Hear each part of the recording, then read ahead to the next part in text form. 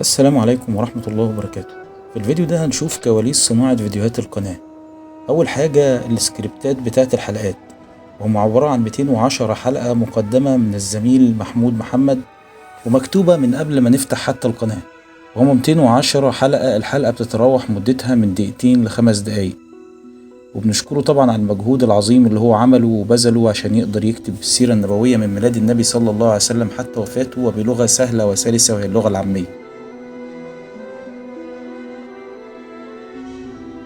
تاني حاجة هي مرحلة الأداء الصوتي أو تسجيل الصوت، وطبعا دي بتتم عن طريق برنامج اسمه فويس تشينجر أو مغير الصوت.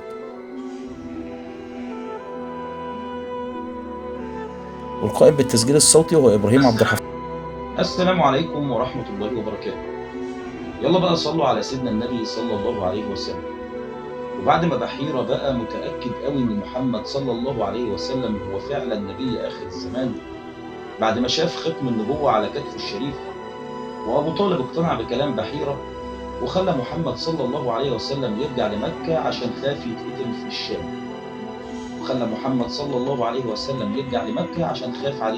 الشام. طبعا المرحلة دي بيتم فيها منتجة الصوت، لأن بيحصل أخطاء في الصوت، وأحيانا بيطلع صوت عربيات أو كده، والسكتات اللي بتحصل في النص والنفس.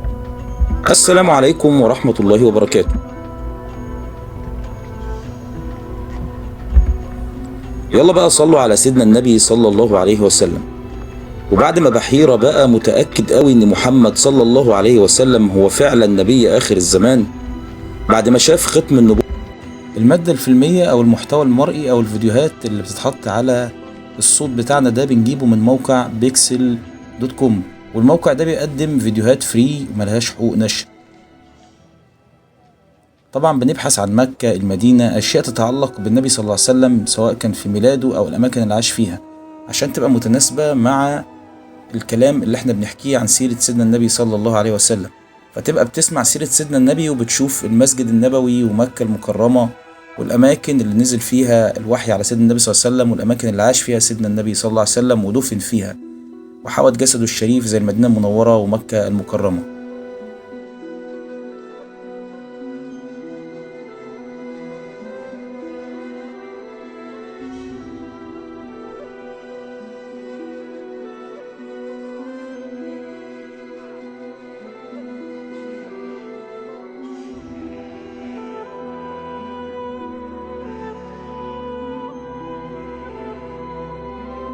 مرحلة المونتاج النهائي، وهي المرحلة الأخيرة اللي بيتم فيها تجميع الصوت اللي تم مونتاجه والفيديوهات اللي تم تنزيلها من موقع بيكسل، وطبعا بإضافة بعض المؤثرات والإفكتات، وطبعا بإضافة موسيقى تصويرية للفيديو، وبإضافة طبعا بعض الكلمات سواء كان اسم الحلقة أو حديث مهم في وسط الحلقة يتكتب، وإضافة لوجو القناة، وكمان بنضيف اسم القناة أو URL بتاع القناة فوق في أقصى شمال الشاشة.